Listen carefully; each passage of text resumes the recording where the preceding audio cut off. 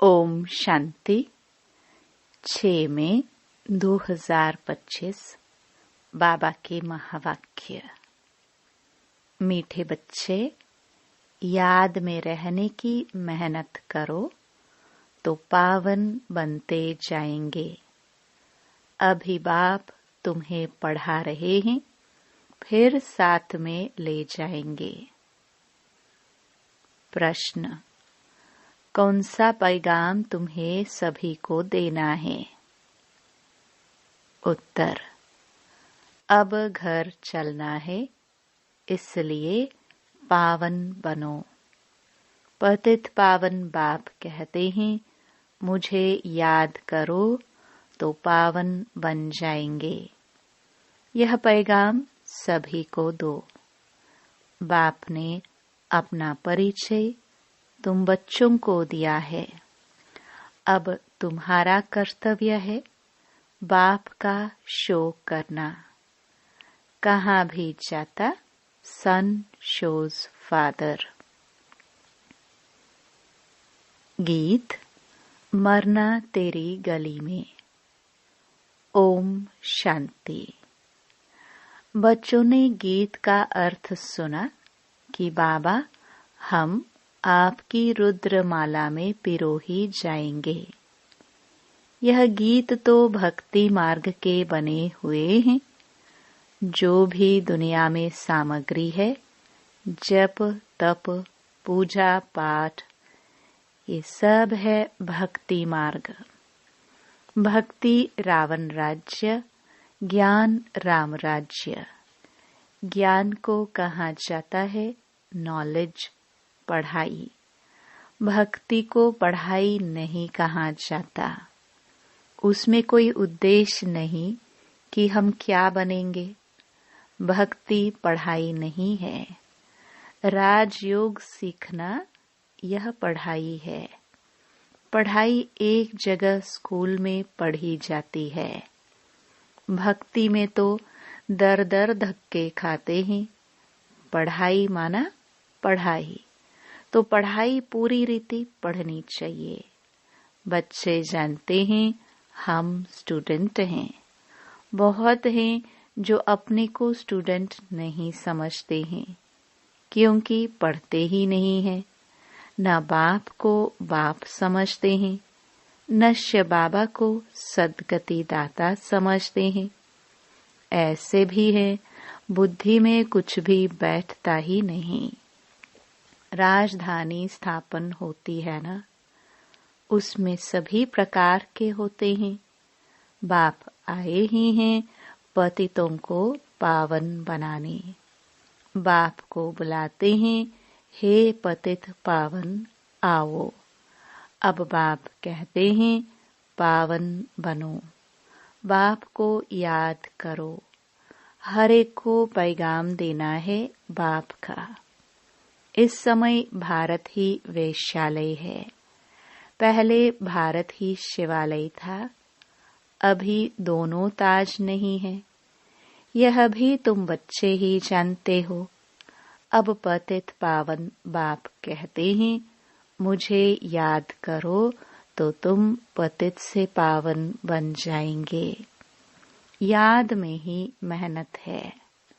बहुत थोड़े हैं जो याद में रहते हैं। भक्त माला भी थोड़ों की है ना। धन्ना भगत, नारद, मीरा आदि का नाम है। इसमें भी सब तो नहीं आकर पढ़ेंगे। कल्प पहले जिन्होंने पढ़ा है वही आते हैं। कहते भी हैं बाबा हम आपसे कल्प पहले भी मिले थे। पढ़ने अथवा याद की यात्रा सीखने। अभी बाप आए ही हैं तुम बच्चों को ले जाने। समझाते हैं तुम्हारी आत्मा पतित है, इसलिए बुलाते हो कि आकर पावन बनाओ। अब बाप कहते हैं मुझे याद करो, पवित्र बनो। बाप पढ़ाते हैं, फिर साथ में भी ले जाएंगे। बच्चों को अंदर बहुत खुशी होनी चाहिए। बाप पढ़ा रहे हैं, कृष्ण को बाप नहीं कहेंगे, कृष्ण को पतित पावन नहीं कहेंगे। यह किसको भी पता नहीं कि बाप किसको कहाँ चाहता है, और फिर वह ज्ञान कैसे देते हैं, यह तुम ही जानते हो। बाप अपना परिचय बच्चों को ही देते हैं। नए नए कोई से बाप नहीं मिल सकते। बाप कहेंगे सन शोज फादर। बच्चे ही बाप का शो करेंगे। बाप को कोई से भी मिलने बात करने का नहीं है। भल इतना समय बाबा नए नए से मिलते रहते हैं। ड्रामा में था, ढेर आते थे। मिलिट्री वालों के लिए भी बाबा ने समझाया है, उनका उद्धार करना है। उनको भी धंधा तो करना ही है, नहीं तो दुश्मन वार कर लेंगे। सिर्फ बाप को याद करना है। गीता में है, जो युद्ध के मैदान में शरीर छोड़ेंगे वह स्वर्ग में जाएंगे। परंतु ऐसे तो जा न सके। स्वर्ग स्थापन करने वाला भी जब आए तब ही जाएंगे। स्वर्ग क्या चीज है, यह भी कोई नहीं जानते हैं। अभी तुम बच्चे 5 विकारों रूपी रावण से युद्ध करते हो। बाप कहते हैं अशरीरी भव। अपने को आत्मा निश्चय कर मुझे याद करो, और कोई ऐसे कह न सके। सर्वशक्तिमान एक बाप के सिवाय कोई को कह नहीं सकते। ब्रह्मा विष्णु शंकर को श्री नहीं कह सकते। ऑल माइटी एक ही बाप है। वर्ल्ड ऑल माइटी अथॉरिटी, ज्ञान का सागर एक बाप को ही कहा जाता है। यह जो साधु संत आदि है वह है शास्त्रों की अथॉरिटी। भक्ति की भी अथॉरिटी नहीं कहेंगे। शास्त्रों की अथॉरिटी है। उन्हों का सारा मदार शास्त्रों पर है। समझते हैं भक्ति का फल भगवान को देना है। भक्ति कब शुरू हुई, कब पूरी होनी है, यह पता नहीं है। भक्त समझते हैं भक्ति से भगवान राजी होगा। भगवान से मिलने की इच्छा रहती है, परंतु वह किसकी भक्ति से राजी होगा? जरूर उनकी ही भक्ति करेंगे तब तो राजी होगा ना। तुम शंकर की भक्ति करो तो बाप राजी कैसे होगा? क्या हनुमान की भक्ति करेंगे तो बाप राजी होगा? दीदार हो जाता है, बाकी मिलता कुछ नहीं है। बाप कहते हैं मैं भल साक्षात्कार कराता हूँ, परंतु ऐसे नहीं कि मेरे साथ आकर मिलेंगे। नहीं, तुम मेरे साथ मिलते हो। भगत भक्ति करते हैं भगवान से मिलने के लिए। कहते हैं पता नहीं कि भगवान किस रूप में आकर मिले, इसलिए उसे कहा जाता है ब्लाइंड फेथ। अभी तुम बाप से मिले हो, जानते हो वह निराकार बाप जब शरीर धारण करे तब ही अपना परिचय दे कि मैं तुम्हारा बाप हूँ। 5000 वर्ष पहले भी तुमको राज्य भाग्य दिया था, फिर तुमको 84 जन्म लेने पड़े। यह सृष्टि चक्र फिरता रहता है। द्वापर के बाद ही दूसरे धर्म आते हैं। अपना अपना धर्म आकर स्थापन करते हैं। इसमें कोई बड़ाई की बात नहीं है। बड़ाई किसकी भी नहीं है। ब्रह्मा की बड़ाई तब है जब बाप आकर प्रवेश करते हैं। नहीं तो यह धंधा करता था। इनको भी थोड़े ही पता था मेरे में भगवान आएंगे। बाप ने प्रवेश कर समझाया है कि कैसे मैंने प्रवेश किया, कैसे इनको दिखाया। मेरे सो तुम्हारा, तुम्हारा सो मेरा। देख लो, तुम मेरे मददगार बनते हो। अपने तन मन धन से तो उनकी एवज में तुमको यह मिलेगा। बाप कहते हैं, मैं साधारण तन में प्रवेश करता हूँ, जो अपने जन्मों को नहीं जानते। परंतु मैं कब आता हूँ, कैसे आता हूँ, यह किसको पता नहीं है। अभी तुम देखते हो, साधारण तन में बाप आए हैं। इन द्वारा हमको ज्ञान और योग सिखला रहे हैं। ज्ञान तो बहुत सहज है। नरक का फाटक बंद हो, स्वर्ग का फाटक कैसे खुलता है, यह भी तुम जानते हो। द्वापर में रावण राज्य शुरू होता है, अर्थात नरक का द्वार खुलता है। नई और पुरानी दुनिया को आधा आधा में रखा जाता है। तो अब बाप कहते हैं, मैं तुम बच्चों को पतित से पावन होने की युक्ति बताता हूँ। बाप को याद करो तो जन्म जन्मांतर के पाप नाश हो जाए। इस जन्म के पाप भी बताने हैं। याद तो रहते हैं ना, क्या पाप किए हैं, क्या क्या दान पुण्य किया है। इसको अपने छोटेपन का पता है ना।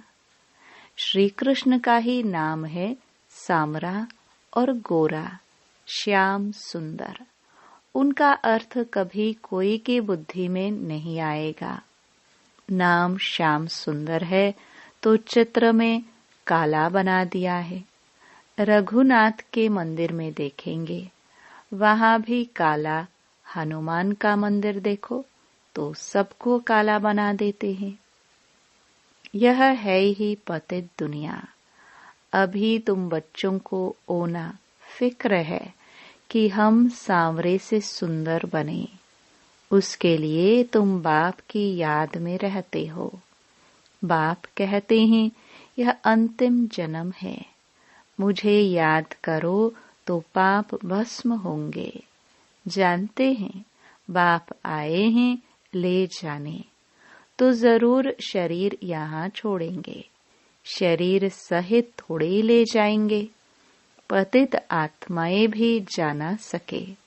जरूर बाप पावन बनने की युक्ति बताएंगे। तो कहते हैं, मुझे याद करो तो विकर्म विनाश हो। भक्ति मार्ग में है अंधश्रद्धा। शिव काशी कहते हैं। फिर कहते हैं, शिव ने गंगा लाई, भागीरथ से गंगा निकली। अब पानी माथे से कैसे निकलेगा? भागीरथ कोई ऊपर पहाड़ पर बैठा है क्या, जिसकी जटाओं से गंगा आएगी? पानी जो बरसात है, सागर से खींचते हैं, जो सारी दुनिया में पानी जाता है। नदियां तो सब तरफ है। पहाड़ों पर बर्फ जम जाती है, वह भी पानी आता रहता है। पहाड़ों के अंदर गुफाओं में जो पानी रहता है, वह फिर कुओं में आता रहता है। वह भी बरसात के आधार पर है। बरसात ना पड़े तो कुएं भी सूख जाते हैं। कहते भी हैं, बाबा हमको पावन बनाकर स्वर्ग में ले जाओ। आश ही स्वर्ग कृष्णपुरी की है। विष्णुपुरी का किसको पता नहीं है। श्री कृष्ण के मुरीद कहेंगे, जहाँ देखो कृष्ण ही कृष्ण है। अरे, जबकि परमात्मा सर्वव्यापी है, तो क्यों नहीं कहते जिधर देखो परमात्मा ही परमात्मा है। परमात्मा के मुरीद फिर ऐसे कहते, ये सब उनके ही रूप है। वही यह सारी लीला कर रहे हैं। भगवान ने रूप धरे हैं लीला करने के लिए, तो जरूर अभी लीला करेंगे ना। परमात्मा की दुनिया स्वर्ग में देखो। वहाँ गंध की कोई बात नहीं होती। यहाँ तो गंध ही गंध है। और फिर यहाँ कह देते परमात्मा सर्वव्यापी है, परमात्मा ही सुख देते हैं। बच्चा आया सुख हुआ, मरा तो दुख होगा। अरे भगवान ने तुमको चीज दी, फिर ली, तो इसमें तुमको रोने की क्या दरकार है। सतयुग में यह रोने आदि का दुख होता नहीं। मोहजीत राजा का दृष्टांत दिखाया है। ये सब हैं झूठे दृष्टांत, उनमें कोई सार नहीं है। सतयुग में ऋषि मुनि होते नहीं, और यहाँ भी ऐसी बात हो नहीं सकती। ऐसा कोई मोहजीत राजा हो नहीं सकता। भगवानुवाच यादव कौरव पांडव क्या करत भय, तुम्हारा बाप से योग है। बाप कहते हैं मैं तुम बच्चों द्वारा भारत को स्वर्ग बनाता हूँ। अब जो पवित्र बनते हैं वह पवित्र दुनिया के मालिक बनेंगे। कोई भी मिले उनको यह बोलो, भगवान कहते हैं मामिकम याद करो, मेरे से प्रीत लगाओ और कोई को याद न करो। यह है अव्यभिचारी याद। यहाँ कोई जल आदि नहीं चढ़ाना है। भक्ति मार्ग में यह धंधा आदि करते याद करते थे ना। गुरु लोग भी कहते हैं मुझे याद करो, अपने पति को याद नहीं करो। तुम बच्चों को कितनी बातें समझाते हैं। मूल बात है कि सभी को पैगाम दो। बाबा कहते हैं मामिकम याद करो। बाबा माना ही भगवान। भगवान तो निराकार है। श्री कृष्ण को सब भगवान नहीं कहेंगे। कृष्ण तो बच्चा है। शिव बाबा इसमें न होता तो तुम होते क्या। शिव बाबा ने इन द्वारा तुमको एडॉप्ट किया, अपना बनाया है। यह माता भी है, पिता भी है। माता तो साकार में चाहिए ना, वह तो है ही पिता। तो ऐसी ऐसी बातें अच्छी रीति धारण करो। तुम बच्चों को कभी भी किसी बात में मूंझना नहीं है। पढ़ाई को कभी नहीं छोड़ना। कई बच्चे संगदोष में आकर रूठकर अपनी पाठशाला खोल देते हैं। अगर आपस में लड़ झगड़ कर जाए अपनी पाठशाला खोली तो मूर्खपना है। रूठते हैं तो पाठशाला खोलने के लायक ही नहीं है। वह देह अभिमान तुम्हारा चलेगा ही नहीं, क्योंकि बुद्धि में तो दुश्मनी है। तो वह याद आएगी, कुछ भी किसको समझा नहीं सकेंगे।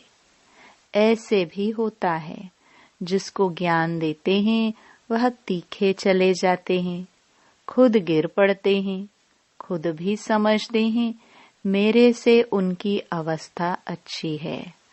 पढ़ने वाला राजा बन जाए और पढ़ाने वाला दास दासी बन जाते हैं। ऐसे ऐसे भी हैं। पुरुषार्थ कर बाप के गले का हार बनना है। बाबा जीते जी मैं आपका बना हूँ। बाप की याद से ही बेड़ा पार होना है। अच्छा, मीठे मीठे सिखिलदे बच्चों प्रति मात पिता बाप दादा का याद प्यार और गुड मॉर्निंग। रूहानी बाप की रूहानी बच्चों को नमस्ते। धारणा के लिए मुख्य सार। पहला, कभी किसी बात में मूंझना नहीं है। आपस में रूठकर पढ़ाई नहीं छोड़नी है। दुश्मनी बनाना भी देह अभिमान है। संग दोष से अपनी बहुत बहुत संभाल करनी है। पावन बनना है, अपनी चलन से बाप का शो करना है। दूसरा, प्रीत बुद्धि बन एक बाप की अव्यभिचारी याद में रहना है। तन मन धन से बाप के कार्य में मददगार बनना है। वरदान, न्यारे और प्यारे बनने का राज जानकर राजी रहने वाले राज युक्त भव। जो बच्चे प्रवृत्ति में रहते न्यारे और प्यारे बनने का राज जानते हैं, वह सदा स्वयं भी स्वयं से राजी रहते हैं, प्रवृत्ति को भी राजी रखते हैं। साथ साथ सच्ची दिल होने के कारण साहिब भी सदैव उन पर राजी रहता है। ऐसे राजी रहने वाले राजयुक्त बच्चों को अपने प्रति व अन्य किसी के प्रति किसी को काजी बनाने की जरूरत नहीं रहती, क्योंकि वह अपना फैसला अपने आप कर लेते हैं। इसलिए उन्हें किसी को काजी, वकील या जज बनाने की जरूरत ही नहीं। स्लोगन, सेवा से जो दुआएं मिलती हैं, वह दुआएं ही तंदुरुस्ती का आधार है।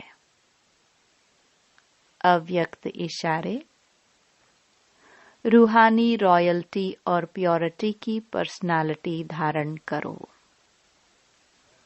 जैसे स्थूल शरीर में विशेष श्वास चलना आवश्यक है, श्वास नहीं तो जीवन नहीं, ऐसे ब्राह्मण जीवन का श्वास है पवित्रता।